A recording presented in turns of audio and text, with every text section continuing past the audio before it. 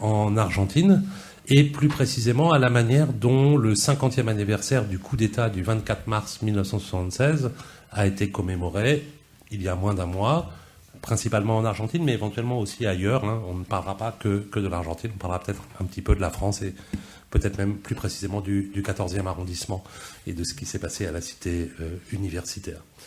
Je voudrais commencer par une petite citation. Il y a 18 ans, en 2008, la revue Hermès consacrait un numéro spécial intitulé « Les guerres de mémoire dans le monde ».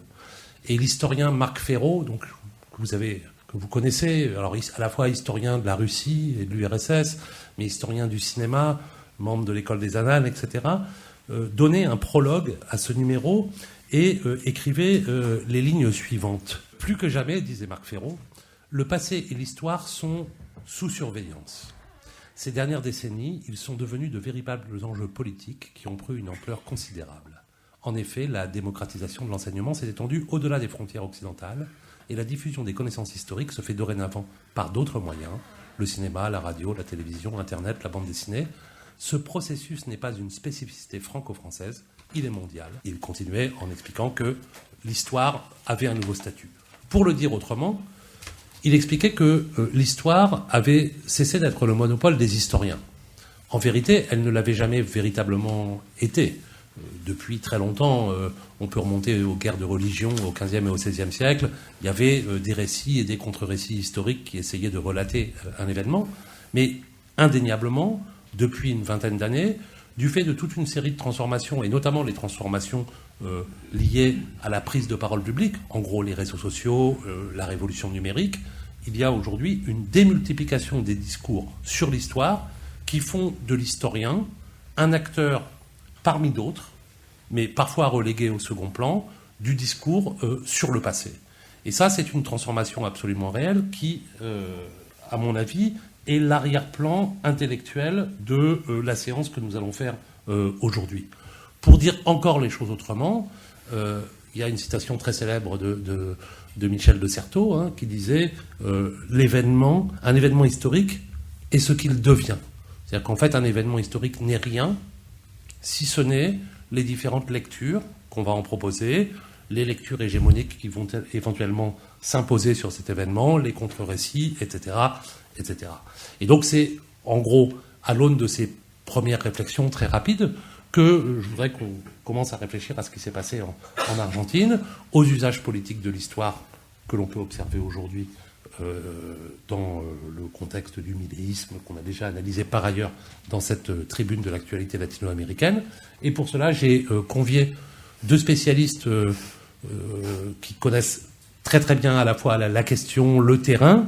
Alors, dans l'ordre alphabétique, on va dire, David Copello, alors les plus fidèles de la tribune de l'actualité latino-américaine et caribéenne le connaissent déjà parce que je crois que tu es venu parler de Milei, c'est ça oui, tout à concrètement, fait. De Milei, je ne sais plus exactement quand.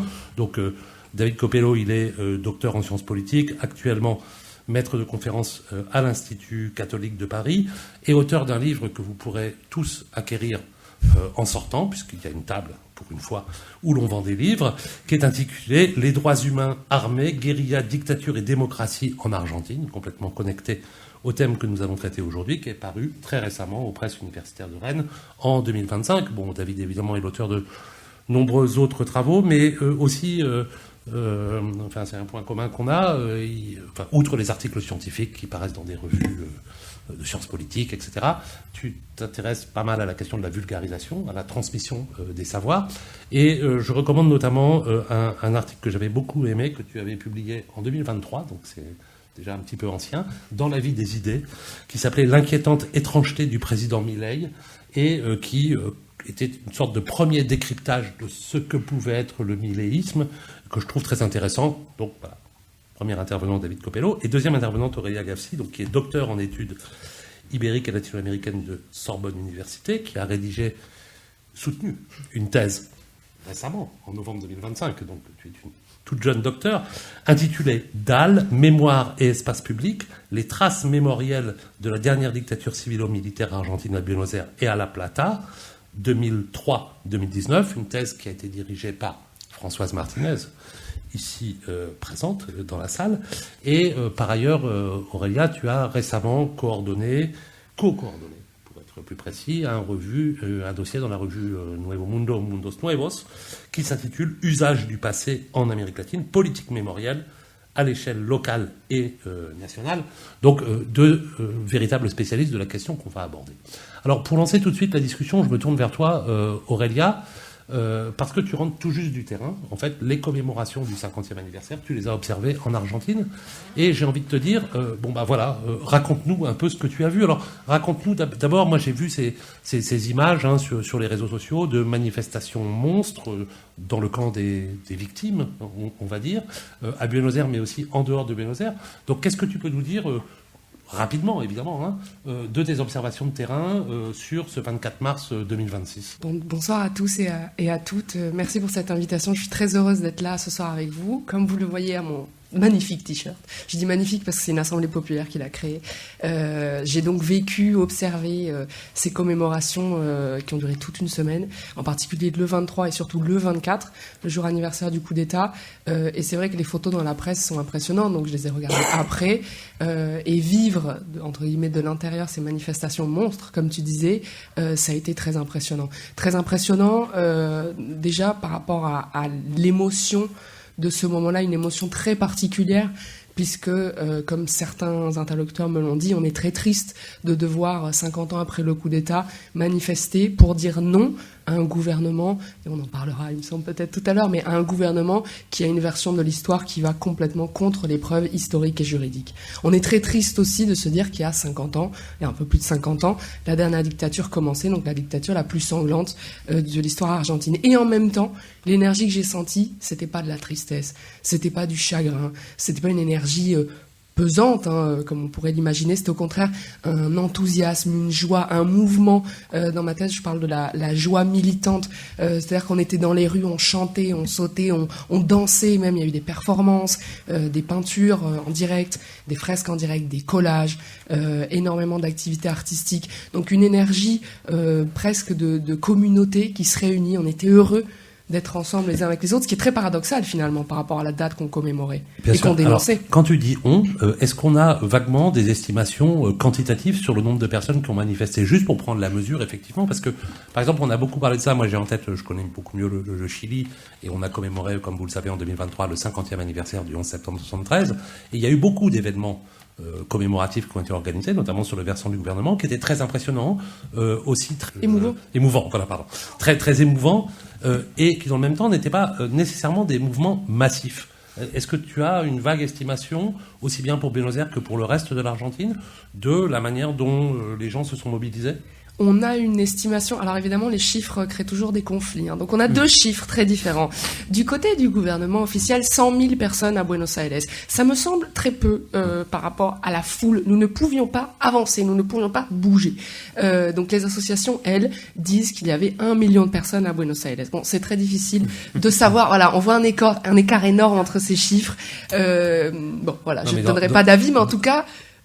Même si ce n'était que, entre guillemets, 100 000 personnes, je pense pas, mais il y a quand même, voilà, un mouvement de Et dans foule. tous les cas, c'est infiniment plus important que ce qui s'est passé à Santiago le 11 septembre 2023. Ça, c'est sûr et certain. Pour les autres villes, c'est vrai que c'est compliqué d'avoir des chiffres. Un cas paradoxal, c'est le cas de La Plata. La Plata, donc, qui est la capitale de la province la plus peuplée du pays, donc qui est à 55 km de la capitale fédérale. Et la manifestation a lieu la veille de l'anniversaire du coup d'État, chaque année, le 23 mars. Comme ça, le 24, les habitants de La Plata, les figures politiques peuvent aller à Buenos Aires.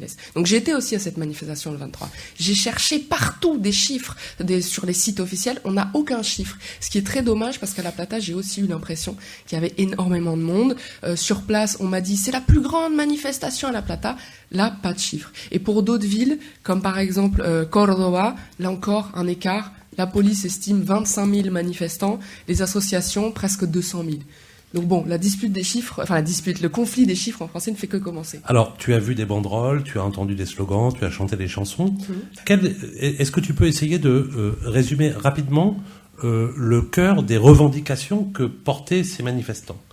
Très concrètement, est-ce que le discours était porté sur la tragédie des années 76-83 en Argentine, les violations des droits de l'homme dans toute leur diversité, ou est-ce que, au fond, le discours était déplacé par le contexte politique actuel et se transformait en fait en un discours anti-milléiste, notamment parce que, on y viendra un petit peu après, Milei avait fait un certain nombre d'annonces dans les jours précédents cette commémoration qui pouvait laisser penser que des choses allaient bouger. Alors, oui, je crois que finalement, c'est les deux parties de ta question. Je réponds oui aux deux. C'est-à-dire que la revendication principale, donc le slogan officiel, c'était que digan donde están, qu'on nous dise où ils sont, sous-entendu les disparus, les enfants volés.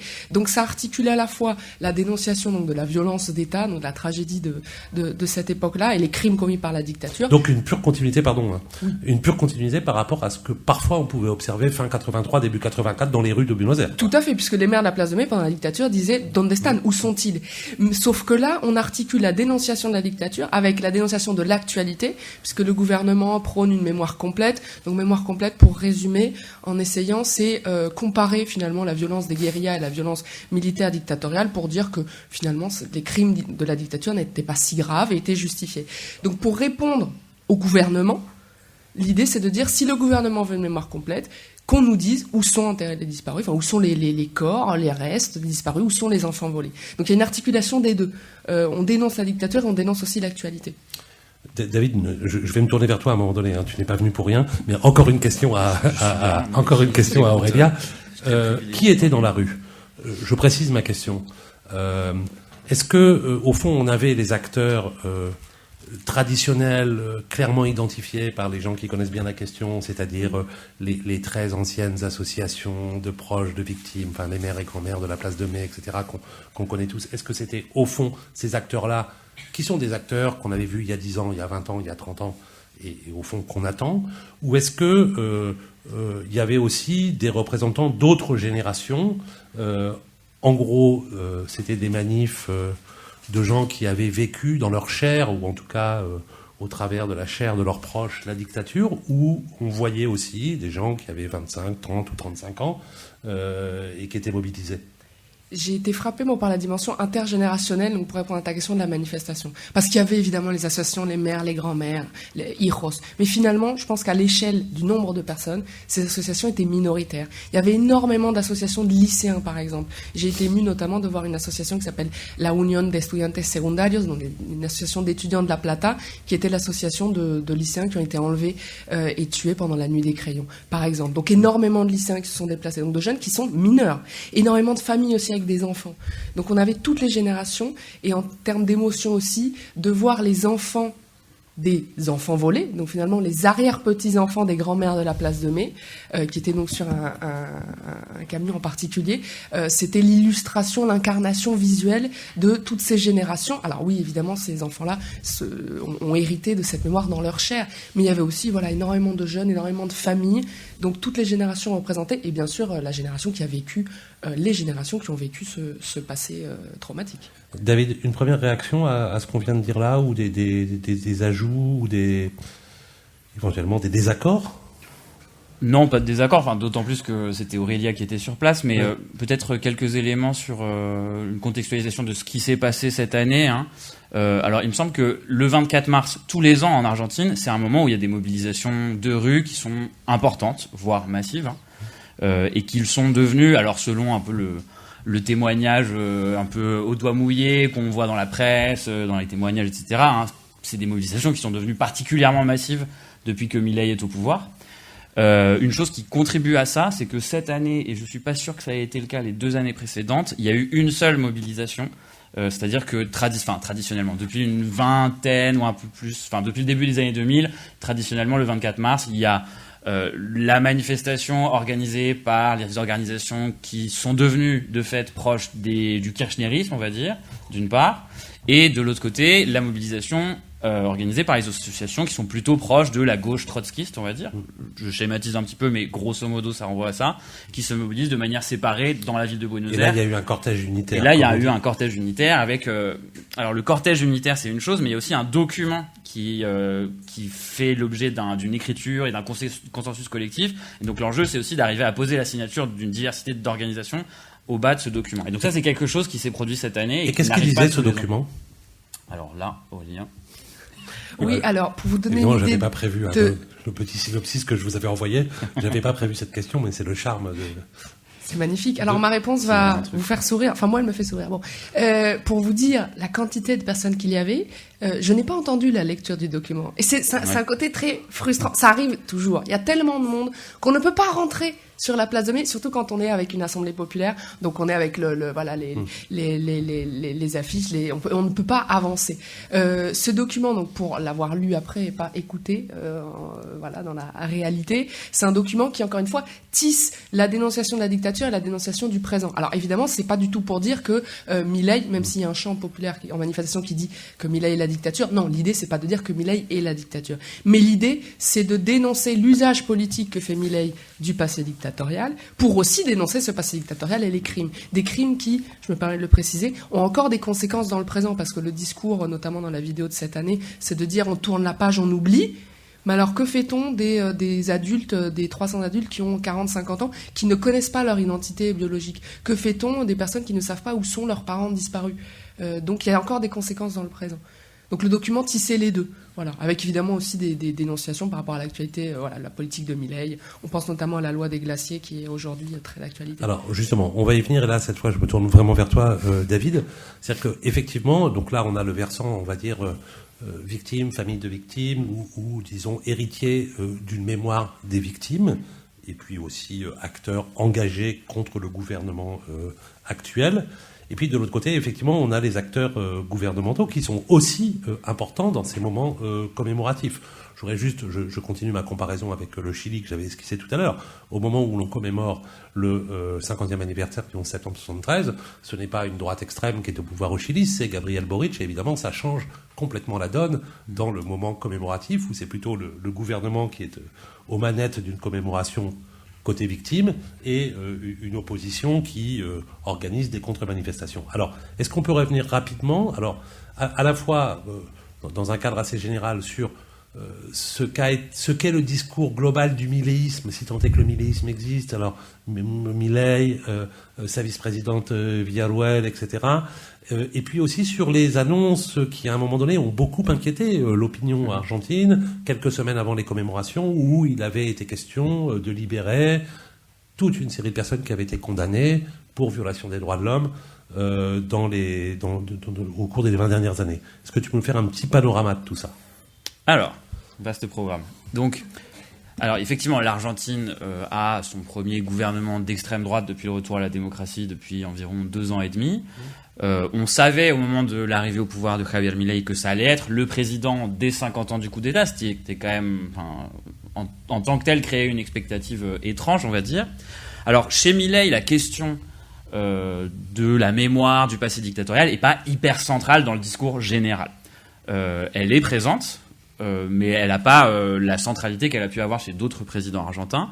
En revanche, elle était très présente. Ou chez Bolsonaro, voilà, pour faire là encore une autre comparaison. Ou chez Cast. Voilà, ou chez Cast au Chili, évidemment, mais Bolsonaro, qui avait fait campagne avant son élection, en disant en pleine campagne que la dictature n'était pas allée assez loin, qu'il aurait fallu qu'elle extermine de manière beaucoup plus systématique tous les ennemis de l'intérieur, etc., etc., où il y avait des formes de radicalité qu'on n'a jamais entendues chez Milei lui-même, effectivement. Oui, en tout cas, cette radicalité-là, elle n'a pas pris la place qu'elle a pris chez un Bolsonaro. Donc au départ, disons que c'est pas un sujet qui intéresse trop Milei a priori, mais Milei, pour se lancer dans la course à la présidentielle, s'associe avec une personnalité qui, elle, est très en vogue sur ces sujets-là, qui s'appelle Victoria Villarruel, qui du coup est devenue vice-présidente, qui est une petite fille, nièce de militaires, pour certains condamnés pour crimes contre l'humanité pendant la dictature, et qui donc a fait de la cause de la défense de ce qu'elle appelle les prisonniers politiques, la cause de sa vie. Et donc il y a une centralité de cette question qui apparaît dans l'élection présidentielle argentine à travers la figure de Villarruel. Ce qui est intéressant, c'est que pour des raisons qui, à vrai dire, sont un peu anecdotiques et qui même m'échappent maintenant, Milei se brouille assez rapidement avec sa vice-présidente, ce qui est un grand classique du système institutionnel argentin, par hasard. Les présidents et les vice-présidents, eux, c'est une histoire très compliquée dans l'histoire de la démocratie argentine. Bon, ce qui fait que cette question de la mémoire de la dictature, du coup, retrouve une forme de marginalité avec la marginalisation de Villarroel, et en même temps, par moment, Milei cherche à se l'approprier, comme pour enlever à Villarroel tout le contenu, toute la matière qu'elle peut porter avec elle. Donc voilà, il y a une forme de flou, un peu de vague sur cette question-là. Donc ça, c'est un peu pour positionner dans le discours général du gouvernement. Alors maintenant, qu'est-ce qui s'est passé ces dernières semaines, hein? Il y a eu effectivement des rumeurs qui ont circulé, qui étaient très probablement des ballons d'essai du gouvernement. Hein. Ce qu'on appelle les ballons d'essai, c'est le gouvernement fait fuiter dans la presse l'idée d'une possible réforme ou mesure pour voir un peu comment les gens réagissent. Hein. Et donc il y a eu effectivement quelques fuites qui indiquaient que Milei était en train d'envisager d'amnistier ou de gracier les militaires, ou les tortionnaires de manière générale, qui sont aujourd'hui encore en train d'être jugés en Argentine, et ou qui sont en prison. Donc aujourd'hui, de mémoire, je crois qu'il y a environ 1000 personnes qui ont été condamnées pour les crimes contre l'humanité commis pendant la dictature, 1200 même, il me semble, dont 150 qui sont en prison quoi, dans un centre pénitentiaire. Le reste étant en prison à domicile pour la plupart. Et donc l'idée était de potentiellement faire libérer ou amnistier ces personnes. Bon, de fait, ça n'a pas eu lieu. Donc la grande crainte, c'était que le cadeau d'anniversaire des 50 ans du coup d'État, ça ait été ça. C'est pas dit que ça n'arrive pas à un autre moment, mais en tout cas, ça n'est pas arrivé au moment du cinquantenaire du coup d'État, ce qui, bon, en soi, est un motif de réjouissance relative, je crois, mais il faut voir après ce que ça donne. Alors, il n'en demeure pas moins que le gouvernement Milei n'est pas resté inactif, puisque sur le site de la Casa Rosada, donc de la présidence de la République argentine, a été publiée une longue vidéo d'1h14, je l'ai regardée intégralement, comme d'ailleurs avait été publiée l'année passée une vidéo plus brève qui me semble avoir pour ambition de proposer un véritable contre-récit historique sur les années 76-83. Alors est-ce que l'une ou l'autre, pouvait revenir, alors peut-être sur la vidéo de l'an dernier si vous en souvenez, sinon sur la vidéo de cette année, et en gros, de quoi s'agit-il ? S'agit-il véritablement d'une entreprise de réécriture de l'histoire ? Si oui, quelle version de l'histoire la Casa Rosada, dominée par Milei, tente-t-elle de proposer ? Et troisième niveau d'interrogation, il est peu probable que Milei soit l'auteur intellectuel de ces vidéos. Qui sont les intellectuels derrière, ou quel est le réseau derrière qui participe en fait à ce révisionnisme historique, puisque c'est sans doute comme ça qu'il faut le nommer, en tout cas c'est comme ça que j'ai envie de le nommer en tant qu'historien. Donc vaste question. J'ai un tout petit truc avant d'entrer sur le contenu, même sur la matérialité de ces vidéos. Hein. En fait, tous les 24 mars, depuis que Milei est président, il y a une vidéo qui est publiée sur le compte YouTube de la Casa Rosada, qui est le palais présidentiel. Alors, ce qui est intéressant, c'est que du coup, j'ai été regarder ce compte YouTube tout à l'heure en préparant. Et en fait, c'est un compte YouTube qui était très alimenté par la présidence précédente. Et c'est un compte YouTube qui est quasiment pas utilisé depuis que Milei est président. Donc, il y a 3-4 vidéos par an d'inauguration, de trucs assez anodins, et la vidéo du 24 mars. Donc il y en a eu en 23, en 24, en 25 et en 26. Celle de 24 dure 12 minutes, celle de 25 de 2025 dure 20 minutes, et celle de cette année dure 1h15. Les deux premières ont été vues 500 000 fois sur YouTube, ce qui est beaucoup, mais ce qui est pas colossal. La dernière a été vue 150 000 fois, ce qui est vraiment pas beaucoup en fait. Donc voilà, ça c'est un peu des chiffres que je trouve intéressants pour objectiver un peu cet objet vidéo de la maison présidentielle. Même une vidéo vue par 500 000 personnes, c'est quand même toujours plus que le discours d'un historien sur la dictature argentine dans un amphithéâtre d'université. Enfin, bien sûr, mais en même temps, je trouve ça intéressant parce qu'on va voir le contenu. C'est vrai que c'est des par rapport au type de format d'image, de vidéo auquel nous a habitué Milei, hein, très iconoclaste, très je sais pas comment dire, mouvementé, nouveau, moderne. On est sur des formats qui sont très plan-plan, quoi. C'est vraiment des interviews bas du plafond, bas de gamme, pas très rythmées. Et donc voilà, je trouve que ça dit quelque chose quand même. Alors ça veut pas dire que ça ne fonctionne pas, que ça n'a pas des effets, mais je trouve ça intéressant pour poser un peu l'analyse, la contextualiser en tout cas. Alors Aurélia, sur le contenu de ces contre-discours promus par la Casa Rosada. J'ai l'impression qu'il y a une évolution dans le style des vidéos, bon déjà dans la durée des vidéos, dans aussi le profil des invités. puisque la première année, on avait 3 invités, quelqu'un donc qui se dit journaliste, donc Chofre, qui a aussi fait partie du service d'intelligence du premier mandat de Carlos Menem, donc quelqu'un qui est connu parmi les associations de défense des droits humains comme un représentant de la théorie des 2 démons. Donc les 2 démons, c'est comparer. Alors explique ça au public qui n'est pas forcément spécialiste de l'Argentine. Bien sûr. Alors les 2 démons, donc comme son nom l'indique, c'est considéré que dans les années 70, il y avait un démon, le démon de la guérilla, et le démon des militaires. Donc des démons égaux. On les compare, alors qu'en réalité, on ne peut pas comparer des militaires qui étaient au pouvoir, qui avaient qui avaient en leur possession tous les attributs de l'État, donc ils pouvaient tout à fait faire des procès, mettre en prison, qui ont choisi à la place d'enlever, de torturer, d'assassiner, de faire disparaître, et des groupes militaires, quel lapsus terrible, des groupes, en plus nous sommes filmés, des groupes militants armés qui ne représentaient pas l'État. Donc la comparaison d'un point de vue historique ne fonctionne pas. Mais donc la théorie des 2 démons, c'est comparer en disant que le reste de la société était passif pour justifier ou minimiser les crimes de la dictature. Je le dis autrement, c'est une manière de justifier l'action, la répression des militaires, et donc les 30 000 morts et disparus, on va y revenir, par la violence qui avait été elle-même déployée par les groupes guerrilleros, en gros. Mais effectivement, tu as posé les termes du débat sur la difficile recevabilité de cette comparaison. Alors revenons aux vidéos. Donc concrètement, que nous raconte aujourd'hui la Casa Rosada version Milei sur finalement ce que furent les années 76-83 ? Pour moi, il y a 2 axes centraux. Le premier, c'est s'attaquer au récit historique et mémoriel des associations de droits humains. Donc par exemple, la question des disparus, la violence militaire, donc en la justifiant, en parlant beaucoup des années qui ont précédé le coup d'État. Donc des années où, par exemple, le gouvernement d'Isabel Martínez de Perón avait signé des décrets pour l'élimination, l'éradication, la aniquilation en espagnol, des guérillas. Donc c'est un argument qui est utilisé dans ces vidéos pour dire finalement, c'est pas le coup d'État qui a marqué le début de cette violence. Donc c'est pas nous, en fait. Exactement, se dédouaner. Ou c'est pas que nous. Voilà. Donc premier angle finalement de ce discours-là, s'attaquer donc et délégitimer aussi les associations de droits humains en disant que ces associations mentent. Cette idée du c'est pas nous avait été illustrée, alors si je me souviens bien, par une plaque commémorative posée dans les locaux de la ESMA, mais est-ce que c'est bien dans les locaux de la ESMA, lorsque il y avait eu cette plaque, ça fait une quinzaine d'années, ici les forces armées argentines ont torturé un certain nombre de prisonniers, etc., virgule, selon les techniques de torture déployées par l'armée française.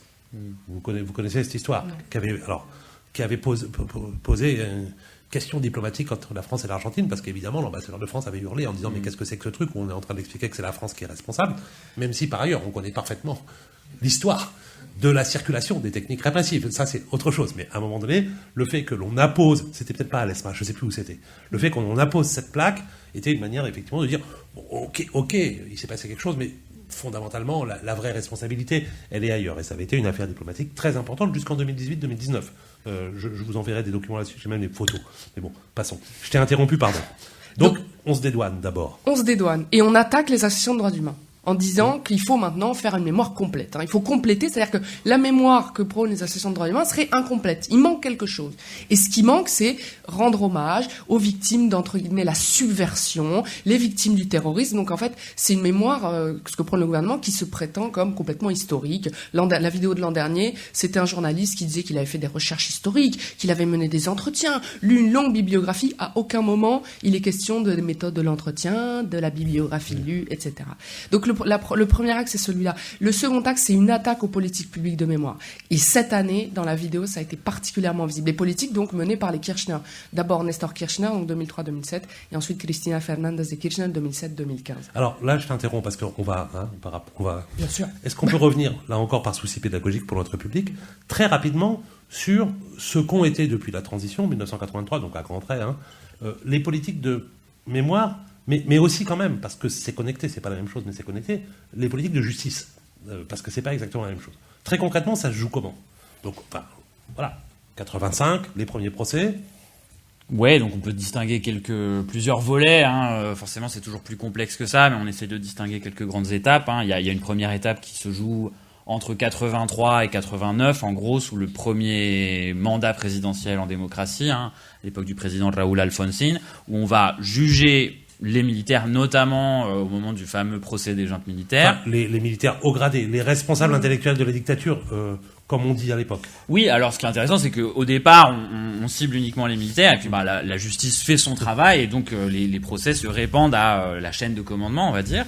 En même temps, on juge aussi les anciens guerrieros, un certain nombre de prisonniers politiques qui sont hérités de la dictature restent prisonniers pendant toute la période jusqu'en 89, etc., etc. Donc on est vraiment... Alors, c'est pas vraiment une théorie au sens formulé explicitement, mais il y a cette idée qu'il y a eu deux démons dans l'histoire argentine qui doivent être condamnés, pas forcément également, mais qui doivent tous les deux être condamnés. Donc là, il y a différentes variantes de ça, mais ça caractérise vraiment les premières années du retour à la démocratie, jusqu'au moment où, notamment sous la pression des militaires qui se soulèvent à plusieurs reprises, vont être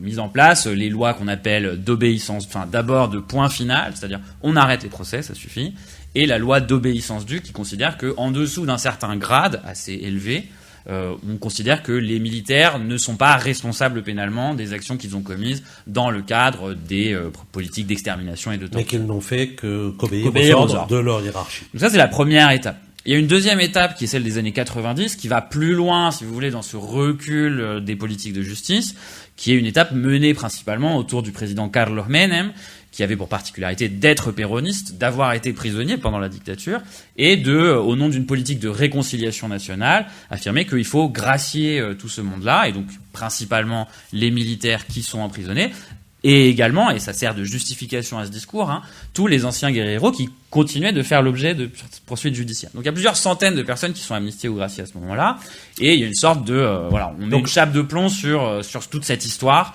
avec l'idée il faut regarder vers le futur. Et ça, juste là, tu parles donc du rapport à la justice, en quelque sorte. À ce moment-là, années 80-90, je connais la réponse en fait, mais il y a des politiques de mémoire déjà ou pas?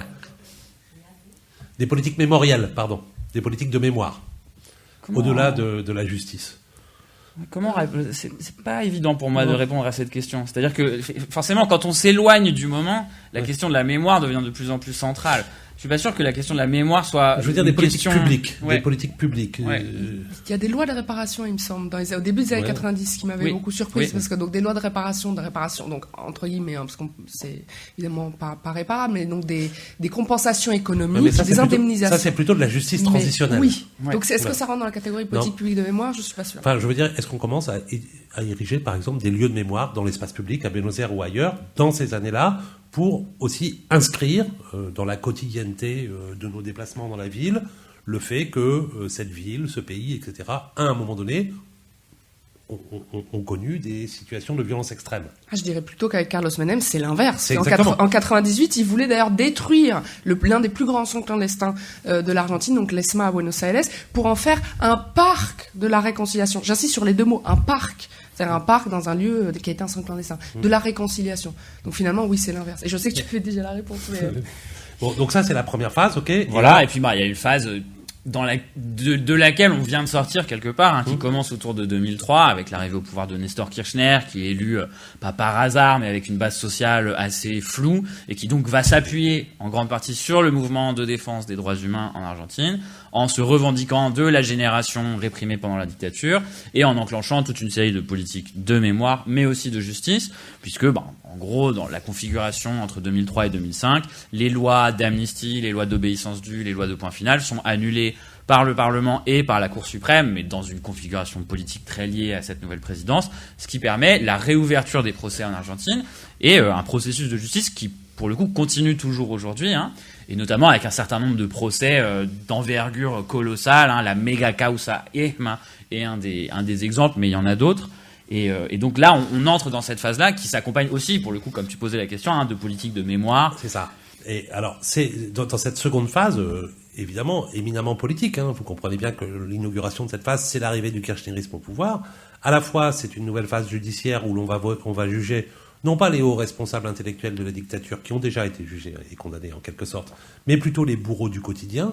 Et c'est ça qui est assez intéressant, avec beaucoup de procès en fait à l'échelle régionale, dans les provinces, etc. de gens en fait qui n'ont pas un nom célèbre, mais qui effectivement ont beaucoup de sang sur le main, et que dans le même temps, effectivement, on voit apparaître des véritables politiques mémorielles du style de ce qu'on a vu au Chili à peu près dans la même période, la construction du Museo de la Memoria y de Derechos Humanos.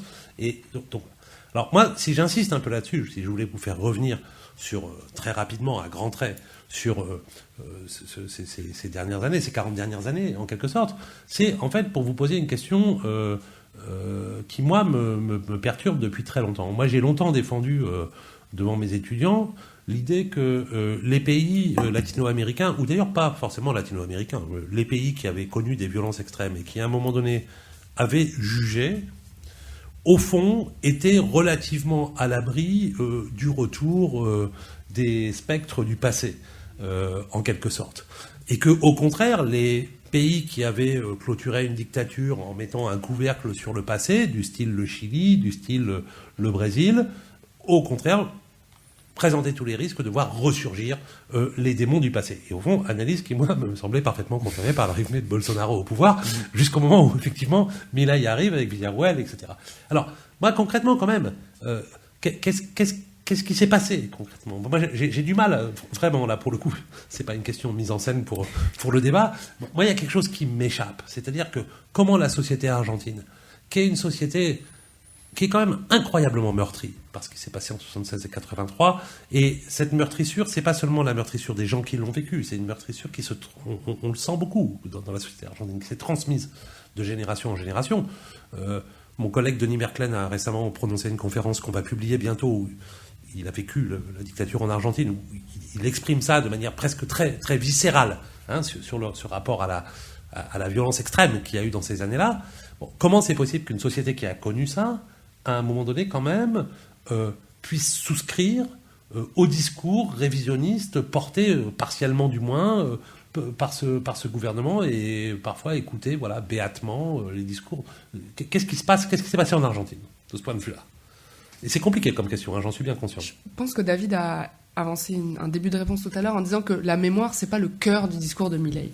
Donc en fait, les personnes qui ont voté pour Milei, l'argument principal, il est économique et social. C'est trouver une solution au problème du quotidien.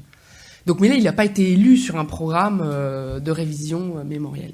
En revanche, tous les gens qui ont voté pour lui, même si la priorité c'était pas la mémoire, ont accepté ou complètement souscrit à cette vision du passé. Et je pense que c'est lié peut-être à certaines limites des politiques publiques mémorielles. Je ne parlerai pas forcément d'échecs, mais des limites. Par exemple, le lien entre le kirchnerisme et la mémoire. Dans la vidéo du gouvernement de cette année, il est beaucoup dit que la mémoire est partisane, qu'il ne faut pas que la mémoire soit politique. Et en fait, il y a cette idée qui est assez répandue, j'ai l'impression, en Argentine, en tout cas avec certaines personnes avec qui j'ai pu discuter, que la mémoire, ça serait le kirchnerisme. Alors que pas du tout. Il y a plein d'associations de droits humains qui ne sont pas kirchneristes, qui sont de gauche, voire très de gauche, et qui luttent contre cette idée-là. Et comme le kirchnerisme divise beaucoup en Argentine, cette association, l'idée d'une mémoire purement partisane, fait de la mémoire presque un repoussoir. C'est une des limites, il me semble. Et deux autres limites peut-être dans le discours des associations de droits humains, c'est que n'a pas été assez abordé, mais ça c'est surtout ton sujet, David, mais la question du militantisme armé. C'est une question qui a été un tabou pendant très longtemps, dont on parlait peu ou pas. Et évidemment, d'en parler peu ou pas, fait qu'à un moment ressurgissent des discours qui disent « Ah, mais le militantisme armé justifie tout type de répression ». Et la deuxième limite, c'est le chiffre emblématique, mais je crois qu'on l'évoquera, de 30 000 disparus. Mais allez-y, évoquez-le justement, parce que, et puis David est un grand spécialiste, il y a consacré un chapitre entier de sa thèse. Que j'ai supprimé par la suite dans le livre. Oui, mais je l'avais lu. Tu veux ? Oui. Tu veux, c'est 30 000 ? Non, vas-y. Vas-y. Parce que le 30 000, oui, c'est un symbole mémoriel, un emblème fort. On le voit dans toutes les manifestations, 30 000, donc 30 000 disparus. Et les associations, à mon sens, n'ont pas assez insisté sur le fait que c'est un chiffre emblématique. On cherche pas ici l'exactitude mathématique, puisqu'il y a un sociologue argentin, Daniel Feuerstein, qui dit qu'on n'aura jamais le chiffre exact. Pourquoi ? Parce que la répression était clandestine, que les archives ont été brûlées ou ne sont pas accessibles, et qu'il y a des milliers de personnes dont les corps n'ont jamais été retrouvés. Donc on n'est pas sur un chiffre mathématique, on est sur un chiffre symbolique. Le problème, c'est que comme peut-être ça n'a pas été assez clarifié, maintenant le gouvernement dit c'est un mensonge, le chiffre a été inventé, donc c'est vrai que ce chiffre pose problème. Et ce que je trouve très intéressant dans ce débat sur le chiffre, en fait il n'est pas du tout anecdotique. Si les plus anciens d'entre vous se souviendront que quand on voit apparaître dans le débat français le négationnisme contre la Shoah, donc ce qu'on appelle le négationnisme à proprement parler, donc début des années 80, Robert Forisson, etc., les premiers débats portent sur la question, y a-t-il véritablement eu 6 millions de juifs exterminés dans les camps de la mort? Est-ce que ça ne serait pas plutôt 4,5 millions ou 4 800 000? En vérité, peu importe. Qu'il y en ait 4 800 000 ou 6 millions, franchement, peu importe, puisque ça n'enlève strictement rien à l'horreur de la démarche d'une décision d'extermination systématique pour des raisons d'appartenance raciale, religieuse, etc., etc. Mais simplement, je trouve intéressant de poser cette comparaison, puisque après, effectivement, derrière ces remises en cause presque anecdotiques, par exemple de données quantitatives, on a effectivement la tentation d'une véritable réécriture de l'histoire.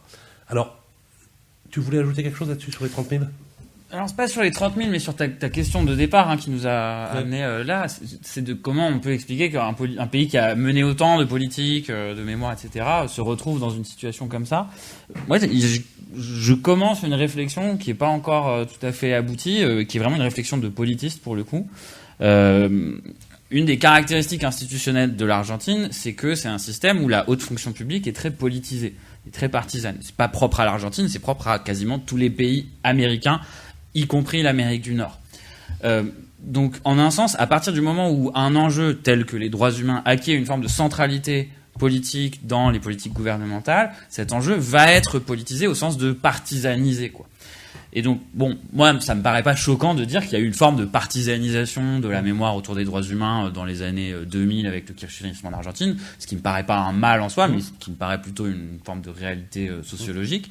Et quelque part, cette centralité qui était une excellente chose, dans le contexte de ce qu'on appelle un spoil system, un système où on change la haute administration publique à chaque fois qu'il y a une alternance, ça expose aussi à des reflux quelque part mécaniques. C'est-à-dire que le gouvernement suivant va mettre à la tête de ces hautes fonctions, ces administrations, des gens qui ont la vision opposée à celle qui vient d'être partagée.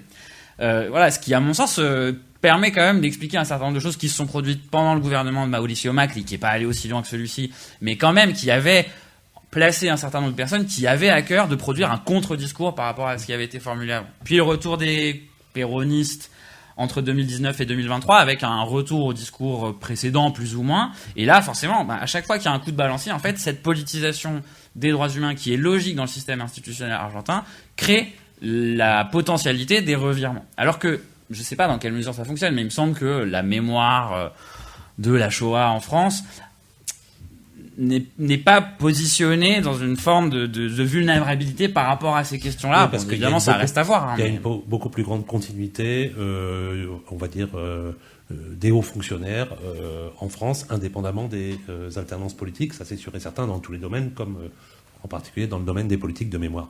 Juste, j'avais noté pour peut-être soit continuer, soit clore cette question sur les politiques de mémoire, parce que je trouve que de ce point de vue-là, l'Argentine est un formidable observatoire.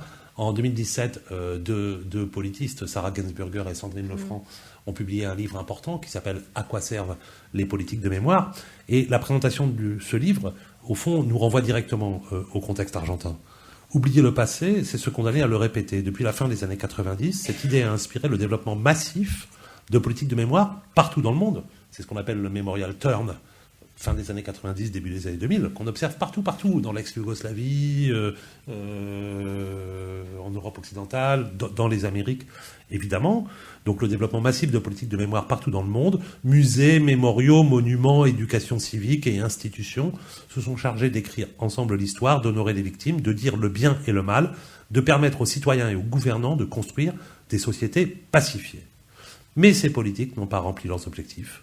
Elles n'ont pas su endiguer la montée des populismes, ni empêcher des actions politiques violentes. Et là, je trouve que, de ce point de vue-là, on touche une question qui dépasse très, très largement l'Argentine, finalement, quoi. Jusqu'à quel point le mémorial de la Shoah, lieu important, lieu mémorial fondamental à Paris, ou le musée juif à Berlin, et puis tous ces musées, par exemple, pour reprendre la comparaison avec la Shoah, ont-ils été capables d'endiguer des nouvelles formes d'antisémitisme? Manifestement, pas du tout. Et là, quand même, ça interroge profondément, je pense, ce que sont les politiques mémorielles, comment elles fonctionnent, ce qu'elles produisent.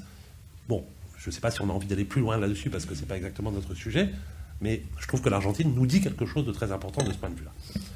Je passe à autre chose. Où sont les historiens ? Parce que, non mais c'est une vraie question, quand même. C'est une vraie question, ça fait rire au fond de la salle, mais c'est une vraie question. L'enjeu là, c'est quel discours on porte.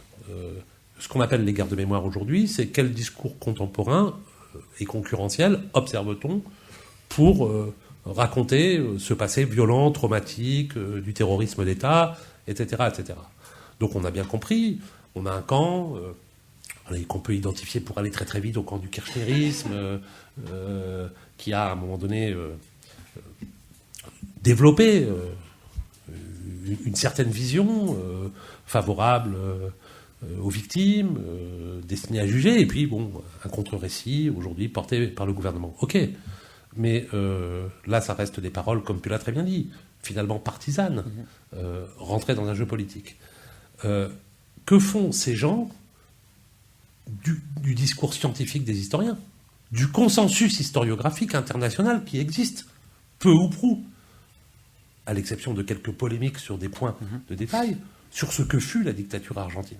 Et là, je pose un peu une autre question, alors aussi qui est un peu un abîme métaphysique pour nous autres praticiens des sciences humaines et sociales. C'est finalement, on est quand même, nous sommes quand même ceux qui produisons un discours qui n'est pas d'abord un discours idéologique ou d'abord une opinion du café du commerce, mais un discours qui est fondé sur l'usage de méthodologies précises, sur une évaluation par nos pairs, et donc dont on peut revendiquer les origines. Bon.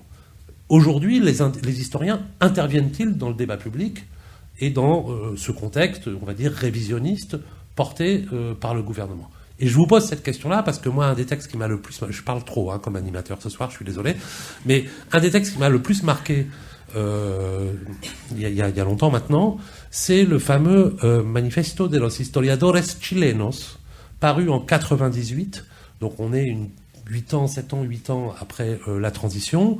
Et on a là une sorte d'offensive révisionniste d'un certain nombre d'historiens d'extrême droite, d'intellectuels d'extrême droite qui essaient de justifier la dictature pinochetiste, qui sont des intellectuels liés organiquement à la dictature. Et là, on a 4 ou 5 historiens très en vue du Chili, les gars qui pèsent le plus dans le champ académique chilien, Sergio Gress, Gabriel Salazar, qui écrivent un petit texte hyper efficace, 30 pages, c'est pas la peine d'écrire 250 pages, personne ne va les lire, 30 pages, qui à un moment donné disent, bon voilà, tout ça quand même, c'est des conneries.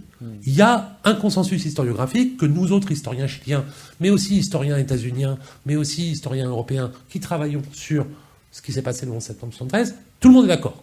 Il s'est passé ça, et que font les historiens aujourd'hui ? Sont-ils présents dans le débat public ? Alors, il me semble que là, dans les années qui viennent de se passer, il n'y a pas eu d'équivalent de ce manifeste que tu viens d'évoquer. Alors, peut-être des hypothèses de pourquoi il n'y a pas cet équivalent. À mon avis, deux explications. La première, c'est tout simplement que le gouvernement de Milei, dans sa politique de coupe budgétaire tous azimuts, vise en particulier le système universitaire et scientifique, et que du coup, une grande partie des gens qui produisent cette histoire sont dans des stratégies simplement de survie personnelle, qui forcément affectent leur capacité à répondre politiquement. Ça, c'est une première hypothèse. Une deuxième hypothèse aussi, c'est que quelque part, tu me contrediras, mais il me semble que le champ scientifique argentin qui s'est structuré depuis longtemps maintenant autour de ces questions-là. Il y a tout ce courant de la historia reciente, qui est l'équivalent de l'histoire du temps présent aujourd'hui, et que quelque part, il y avait vraiment une forme d'assurance plus affirmée d'être dans une forme de consensus sur un certain nombre de questions basiques. Ça n'a pas été une guerre, la dictature, c'était un système répressif, systématique. Il y a eu une systématicité de la répression, etc., etc. Et donc, quelque part, peut-être qu'il y a une forme on est quelque part pris, désarçonné par ce récit gouvernemental, qui, par ailleurs, a pour particularité de ne pas être juste un récit qui consiste à dire « il s'est passé ça à tel moment », mais qui est un récit qui est vraiment un récit sur l'histoire aussi.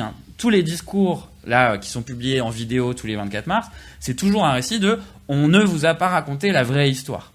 Donc il y a un discours sur l'histoire du gouvernement qui quelque part vise directement non pas le récit mais les historiens eux-mêmes. Exactement. Et c'est un peu à ça que je voulais venir. C'est que jusqu'à quel point, à un moment donné, il n'y a pas une offensive conjointe, alors à la fois de construction d'un discours alternatif, d'un contre-récit, d'un discours révisionniste, et en même temps d'une tentative de murer dans le silence les praticiens des sciences humaines et sociales. C'est ce qu'on a observé au Brésil de la même manière. C'est pas un hasard si Bolsonaro se fait élire sur des propos effectivement très nostalgiques de la dictature brésilienne entre 64 et 85, et lorsqu'il arrive au pouvoir, 2 semaines après, cible 5 universitaires dans l'immensité du champ académique brésilien.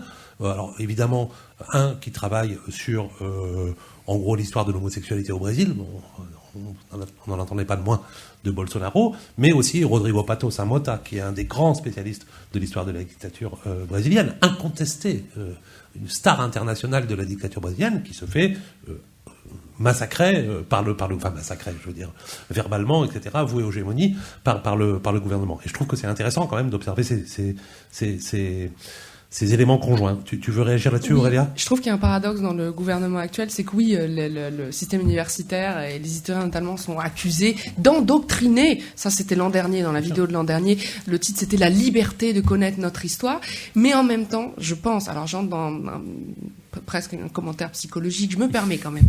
Le gouvernement Milei, je pense, rêverait que des historiens de formation viennent dire oui, ce que le gouvernement vous dit est vrai. Sauf qu'aucun historien de formation souscrit. Donc l'an dernier, ils ont par exemple dans la vidéo mis un journaliste qui, dit qu'il a appliqué une méthode profondément historique, mais qui n'est pas historien, qui n'a pas la formation d'historien. C'est comme ça.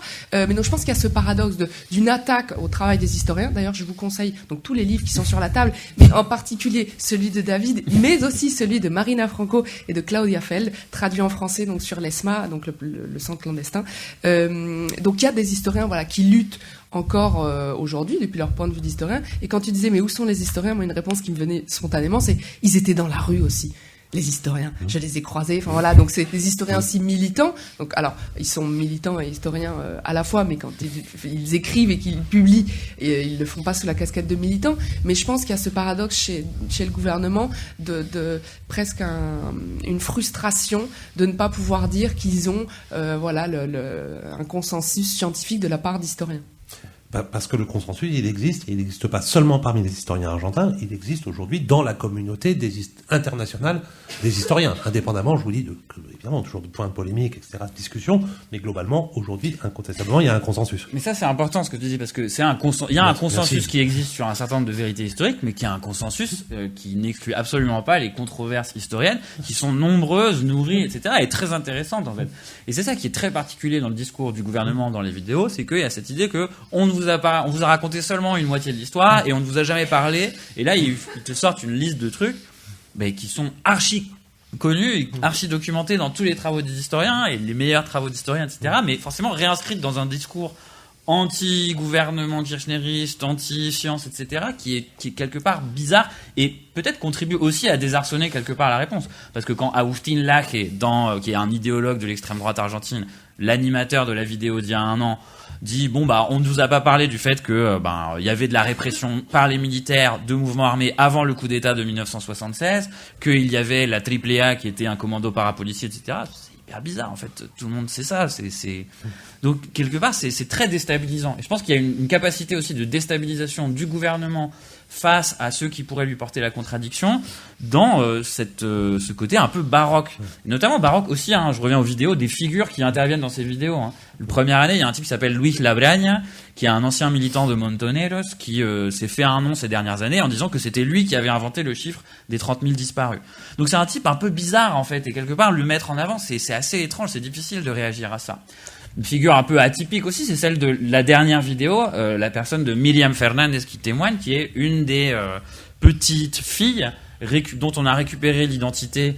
En gros, je crois que c'est au début des années 2010 que l'officialisation se fait, mais qui elle a refusé de retrouver le nom de ses parents biologiques et qui continue d'affirmer que ses parents qui l'ont adoptée étaient de très bons parents, etc., etc.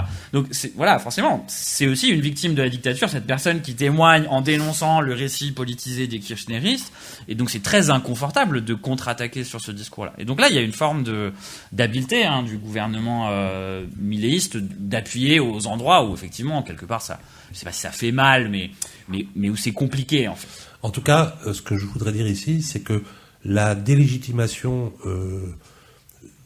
en gros, des savoirs produits par l'université, et en particulier des savoirs historiques, n'est pas le propre de l'Argentine, ou du Chili, ou du Brésil de Bolsonaro. Ce sont des choses qu'on a pu observer très récemment en France, lorsque des ministres pouvaient nous dire au lendemain de l'assassinat de Samuel Paty que l'université islamo-gauchiste était en partie complice. C'était exactement le même procédé que l'on utilisait à ce moment-là.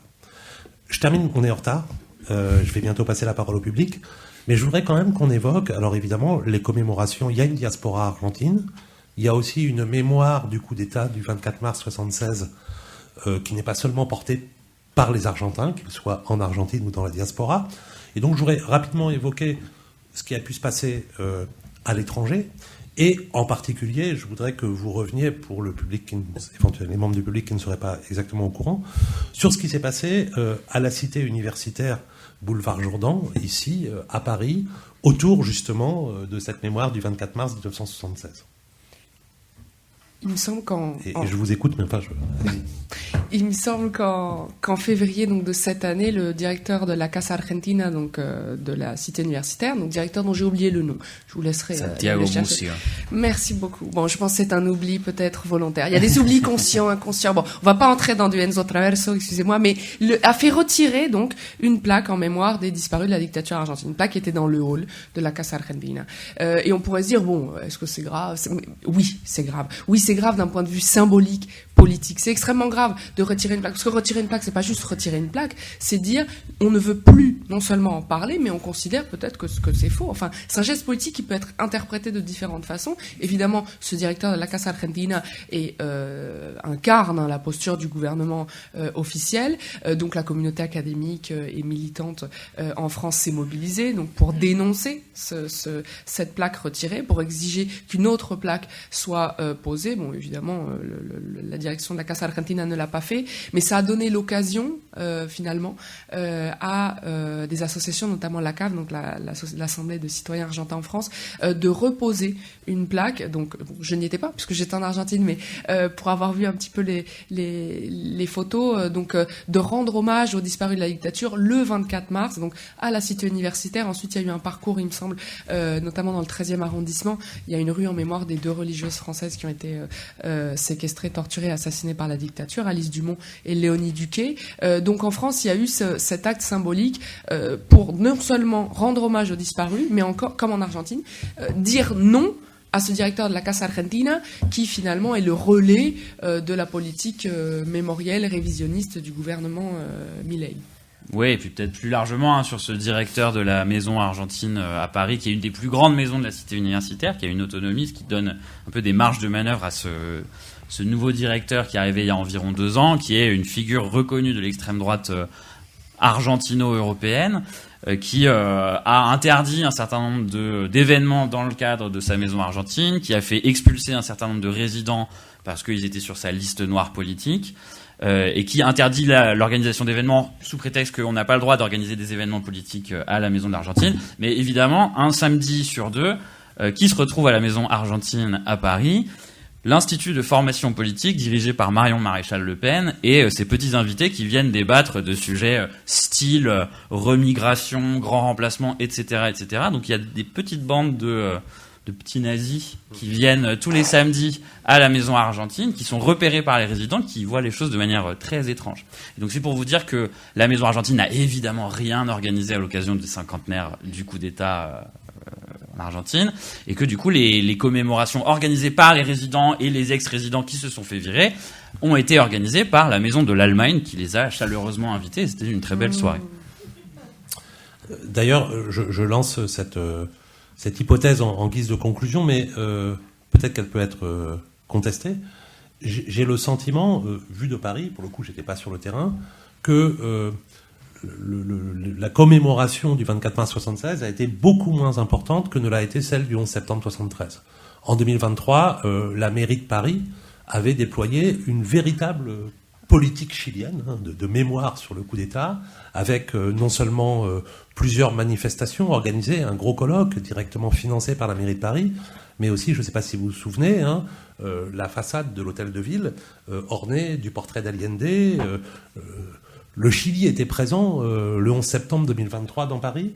Je n'ai pas eu exactement cette impression sur l'Argentine. Et c'est toujours cette question... je me souviens de Marina Franco qui m'avait écrit... donc c'était dans les années 2010, donc oui, enfin c'est ça, elle m'avait écrit en 2016 en me disant, mais voilà, j'ai l'impression que vous avez organisé des tonnes de trucs sur le Chili pour le 40e anniversaire, et en fait presque rien sur l'Argentine. Comment t'expliques ça ? Alors que, évidemment, l'Argentine, c'est l'archétype au sens où il y a les 30 000 morts et disparus, c'est la dictature la plus violente, c'est sans doute les formes, effectivement, les plus abominables de violence de masse, etc., etc. Là, il y a une réflexion intéressante aussi à avoir sur les mémoires internationales. Parce que je crois que le coup d'État argentin, évidemment, enfin, on sait ce que c'est et on sait le régime qui l'a produit. Et dans le même temps, le coup d'État chilien, c'est un véritable coup d'État médiatique qui a infiniment plus marqué les consciences de l'époque que ne l'a marqué le 24 mars 76. Qui, par exemple, à la télévision française, est un petit événement qui est vaguement chroniqué par le service public. Tout est tranquille dans les rues de Buenos Aires, ça a l'air d'aller. Moi, j'ai revu récemment là, des trucs sur le site de l'Institut national de l'audiovisuel. Alors que le Chili, c'était tout autre chose. Bon, ça, c'est une autre question sur les mémoires internationales du 24 mars 76, mais que je trouve pas inintéressant. On a donc une vingtaine de minutes pour discuter avec la salle, et donc j'ouvre les questions, et j'ai vu un premier doigt se lever, j'y vais. Bonsoir, merci beaucoup pour la richesse de vos présentations et le dialogue entre vous. Il me reste quand même une question à vous écouter. Est-ce qu'on peut penser que ces controverses sur on ne vous a pas raconté toute l'histoire, vous ne savez pas tout, est-ce que c'est pour vous une façon, est-ce qu'on peut considérer que c'est une façon oblique de s'attaquer au travail de la justice et quelque part de venir remettre en cause les verdicts, les enquêtes, les procès et les décisions appliquées aux auteurs des crimes. Est-ce que ça sert à ça ou est-ce que c'est... Je pense que c'est pas le but principal, mais oui, c'est l'un des effets, il me semble. Bon, disons que la justice n'est pas visée. Enfin, ceci dit, dans tous les titres donc, de ces 3 fameuses vidéos, il y a à chaque fois l'idée que c'est le jour de la mémoire pour la vérité et la justice complète. Donc la justice, elle est mise au même rang que mémoire et vérité, c'est-à-dire qu'il faut la compléter. Il faut aussi compléter la justice. Et David mentionnait au tout début que Michel Well incarne donc la mémoire qui défend les prisonniers politiques. Donc c'est une expression qui est utilisée par certaines associations révisionnistes qui disent que les militaires et les civils condamnés pour les crimes commis pendant la dictature sont des prisonniers politiques, avec l'idée que la justice serait revancharde. C'est aussi une idée qui est pas nouvelle, hein, qui date pas de maintenant, qui existait déjà dans les années 2010. Donc la justice est politique. Voilà, la justice est politique, donc la justice serait aussi coupable de cet endoctrinement d'une mémoire incomplète, avec énormément de guillemets dans toute ma phrase. Je crois que peut-être c'est probablement un objectif oblique, j'ai pas trop de doute là-dessus. Maintenant, un des objectifs plus directs, pour une partie des gens qui produisent ce discours, c'est de rouvrir les procès pour juger les anciens membres de groupes armés révolutionnaires qui, selon la doctrine, la jurisprudence actuelle, ne peuvent pas être jugés puisqu'ils ne faisaient pas partie de la structure étatique et que donc les crimes qui ont été commis à l'époque ne sont pas des crimes contre l'humanité qui sont imprescriptibles. Évidemment, dans tous ces discours-là, qui disent que ces gens-là n'ont pas été jugés, enfin ces gens, les subversifs, n'ont pas été jugés et que ils sont tranquilles, en fait, on efface complètement le fait que la plupart de ces gens, en fait, sont morts sous les balles, etc., à torture de la dictature. Et sont des disparus. C'est d'ailleurs ce que les associations avaient dit quand il y a 2 ans, Victoria Villarreal avait dit on va réouvrir tous les procès aux guérilleros. Et les associations lui avaient dit mais madame, ces personnes-là sont des disparus. Donc là, il y a quand même dans le discours un paradoxe. Le discours n'est pas si bien construit que ça, peut-être. Je ne sais pas, excusez-moi pour cette dernière phrase. J'avais une question parce que j'ai lu un livre qui s'appelle Confessions of a Dirty War et qui est par Horacio Verbinsky, qui est un journaliste argentin qui a fait une interview à un ex-militaire argentin qui faisait les vuelos a la muerte. Et il racontait un peu son histoire de lui, comme ex-militaire, de se rappeler des faits. Et c'était très impressionnant pour moi comment, d'abord, il ne se rappelait pas très bien au début et il n'était pas au courant de ce qui se passait. Ni lui, ni les victimes, ni personne à chaque aspect d'organisation militaire. Alors, je me pose un peu la question, comment faire une politique de mémoire, parce qu'on parle beaucoup de ça, qui est durable à partir d'une politique de répression qui joue justement sur la manque d'information et sur la manque de maîtrise de l'information, même des perpétrateurs, des victimes, bien sûr, mais ça m'a beaucoup impressionné que même un militaire, ça lui pose autant de problèmes d'accepter son rôle dans cette participation. Et je trouve que ça a beaucoup à voir sur comment, même 50 ans après, on peut revenir à se poser une question sur cette mémoire, si elle est tellement vraie ou pas, même si les historiens, parce que vous avez beaucoup parlé des historiens, et qu'on peut tous être d'accord qu'il y a eu des violations contre des crimes d'humanité, mais justement, je trouve que c'est à cause de cette manque d'information et de la politique de répression que... J'ai peut-être 2 commentaires. Le premier, très spontané.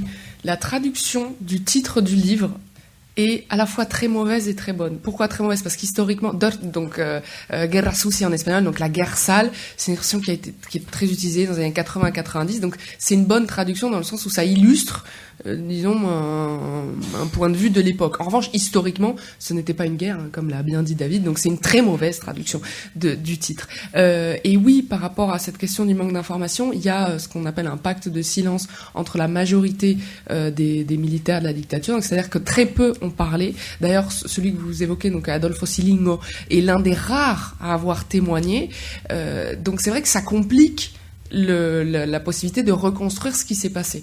Et c'est aussi pour ça que cette année, le slogan, c'était qu'on nous dise où ils sont. C'est-à-dire qu'il y a des limites dans cette reconstruction du passé, et des limites aussi qui sont liées au temps qui passe, puisque les criminels, enfin les militaires meurent peu à peu, et les associations de victimes aussi, enfin les personnes qui ont vécu ça aussi. Donc oui, c'est une vraie limite, la question du manque d'information, et c'est une des conséquences de la répression clandestine étatique.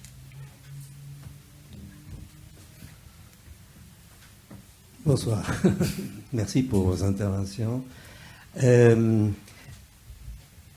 L'Argentine, quand je suis arrivé en 79, après 4 ans de prison, personne n'en parlait. Tout le monde était centré sur le Chili. Et ça explique le fait que la mairie de Paris a toujours été très présente dans les commémorations sur l'anniversaire du coup d'État de Pinochet. C'est parce qu'il y avait une relation avec le Parti socialiste. Aliente socialiste, le Parti socialiste en France, c'était très lié. Et l'Argentine, c'était un flou total. Et c'est pour ça qu'il y avait un manque d'adhésion ou de participation. Donc ça, je l'ai vécu en arrivant. Par rapport à la question mémorielle, est-ce qu'on n'arrive pas à un moment où il faut se questionner sur comment on peut avancer en intégrant tout ce qui est en train de se passer par rapport à ce qui a été fait?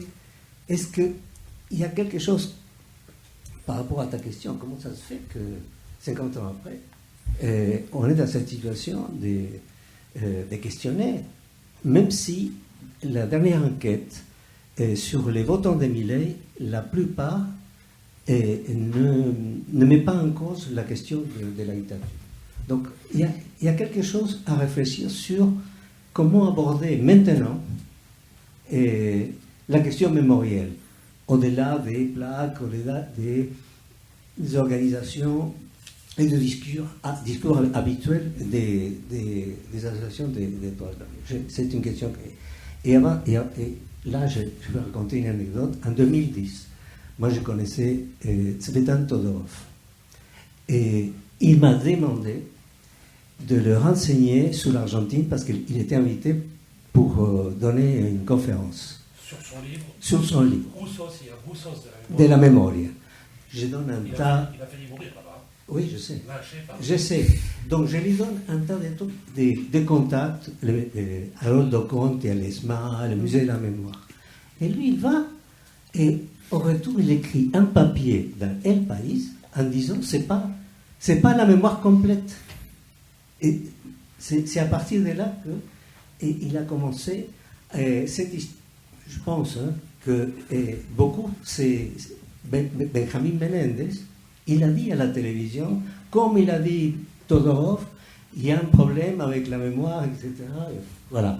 Donc, c'est pas récent l'histoire de la mémoire complète.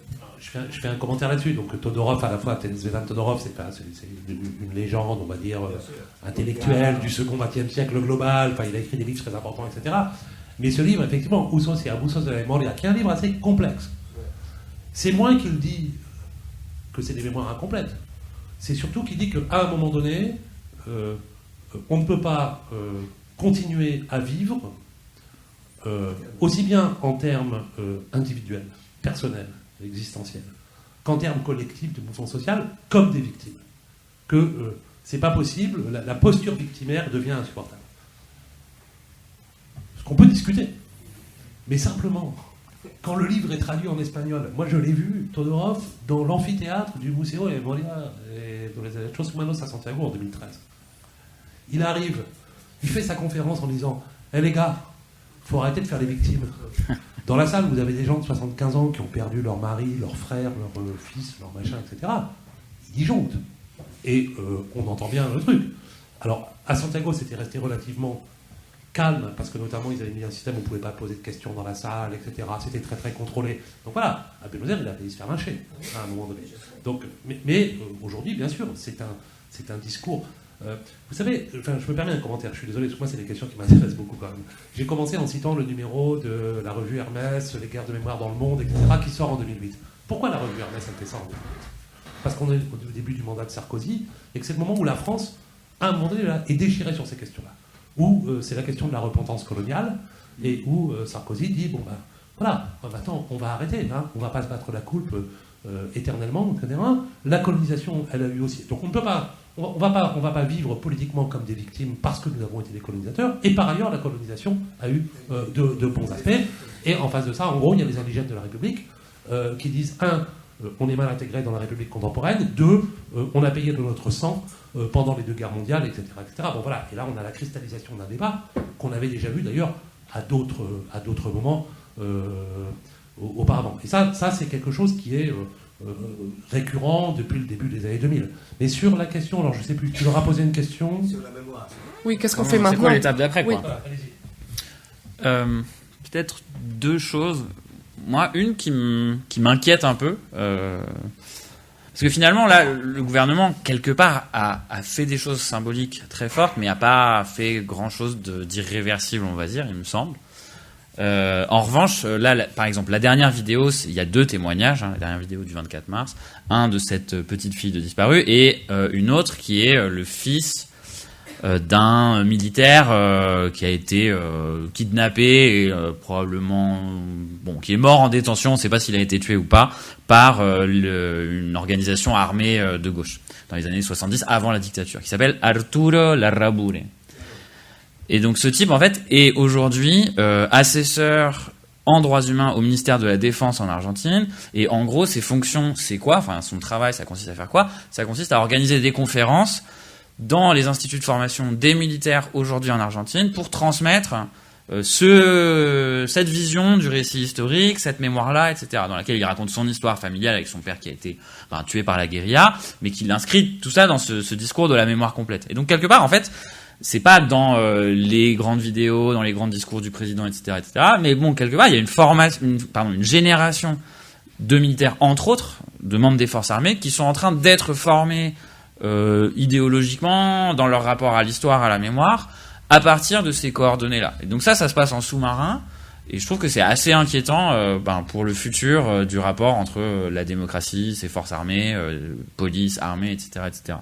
Et une deuxième chose, moi, à mon sens, le futur d'une reconstruction après cette période-ci, qui j'espère arrivera vite, il passe par une professionnalisation de l'ensemble des équipes qui se consacrent à ces questions de politique de mémoire et de droits humains dans l'ensemble de l'appareil institutionnel argentin, qui me semble nécessaire pour 2 choses.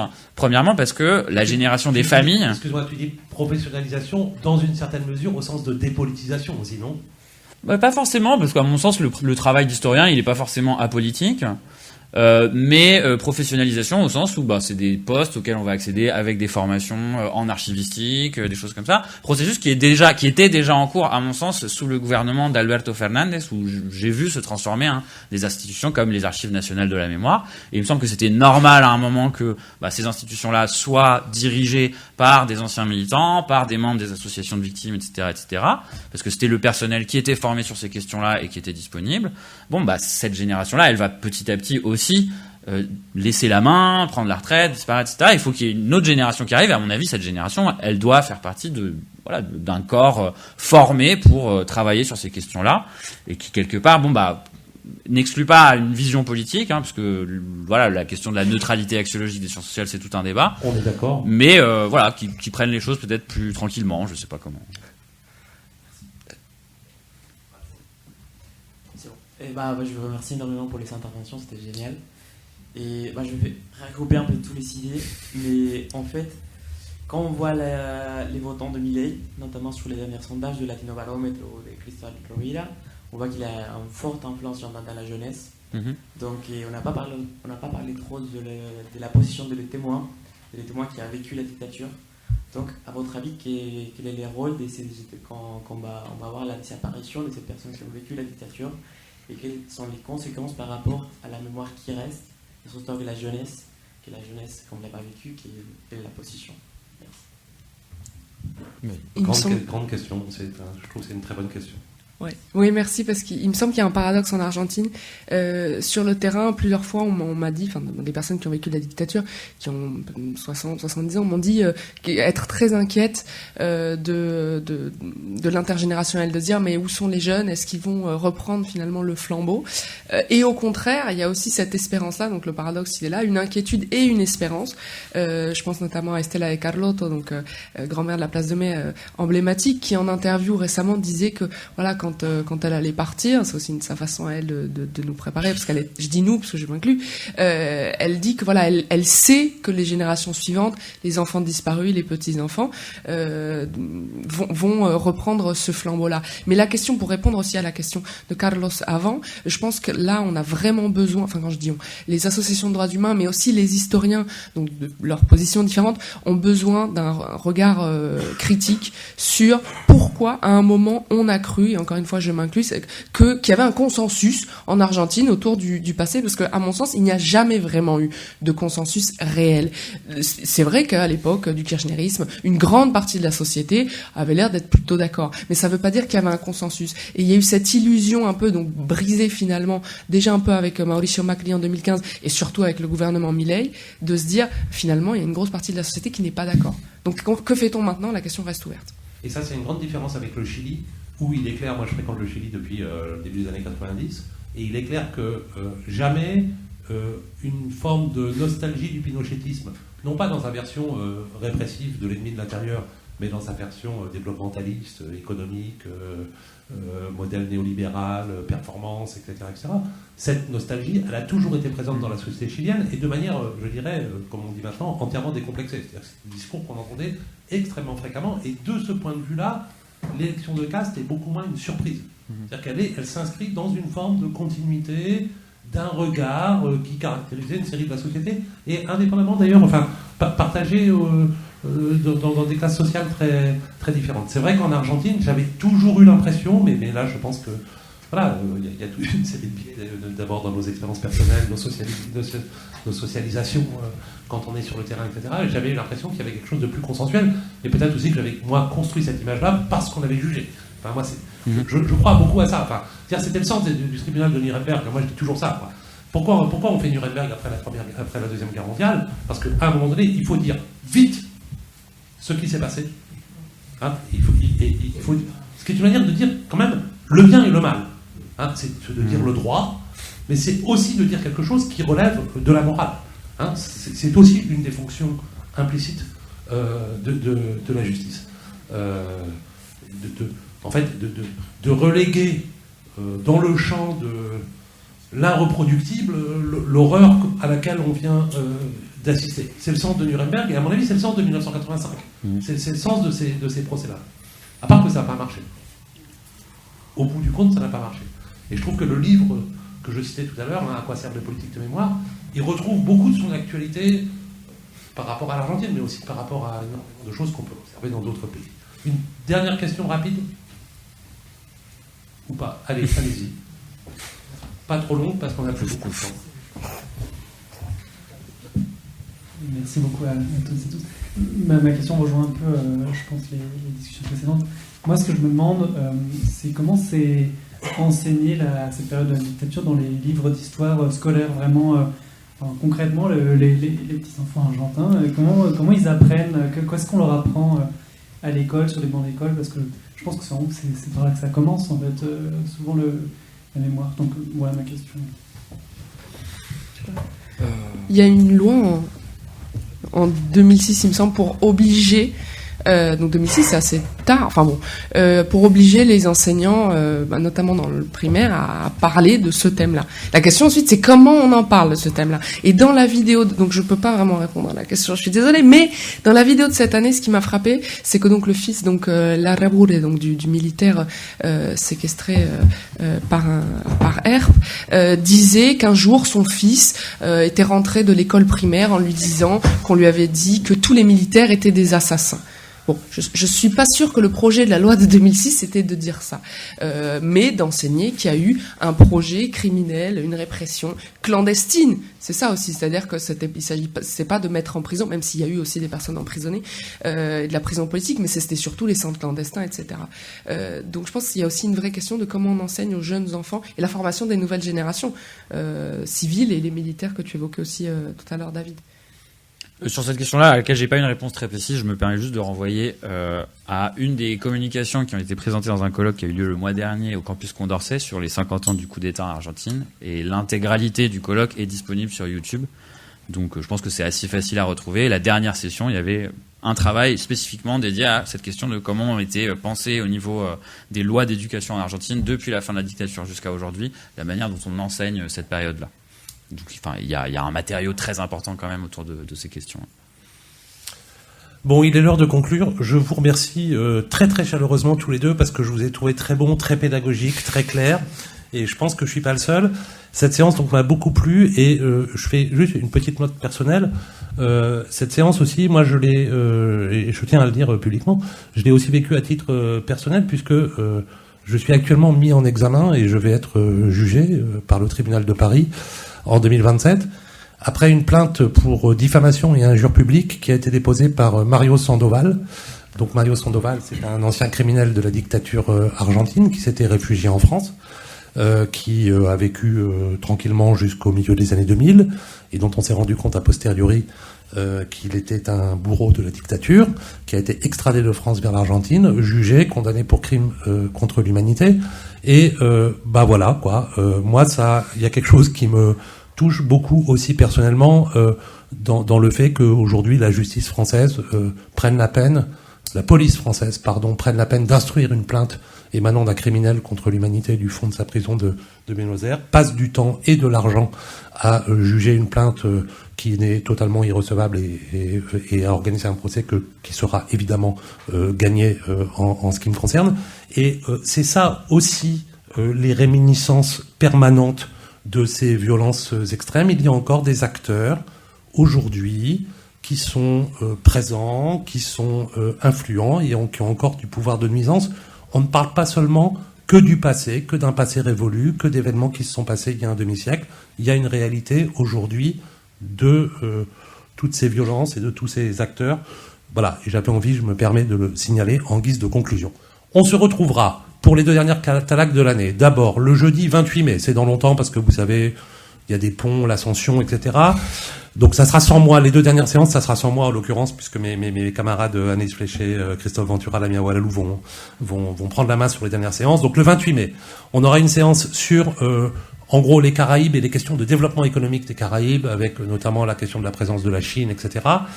Notamment en compagnie de Sebastián Paranieto, qui est, alors j'ai oublié son statut exactement, mais enfin qui est à l'OCDE très concrètement et qui vient de publier un rapport sur ces questions de développement économique des Caraïbes, et puis sans doute un autre invité. Et puis ensuite pour la dernière séance, et ce sera une très belle séance je pense, ce sera le jeudi 18 juin dans l'entre-deux tours colombien, puisque le premier tour des élections colombiennes des élections présidentielles colombiennes a lieu le 31 mai, le second tour, je ne sais plus quand, mais après, 21 juin peut-être, je ne sais plus exactement. Et donc là, on aura une séance sur les élections colombiennes, où vous savez que l'enjeu, c'est de savoir si le gouvernement Petro va avoir une suite avec Iván Cepeda, où il y aura un retour à une droite qui serait plutôt une droite extrême, pour le coup, étant donné la configuration. Et donc ça sera notamment en présence de l'excellente Mathilde Alain, que vous avez déjà vu ici sur la Colombie il y a quelques années, et peut-être d'un invité surprise sur lequel nous travaillons actuellement. En tout cas, merci beaucoup pour votre fidélité. 28 mai, 18 juin, les 2 dernières séances de la TALAC. Merci.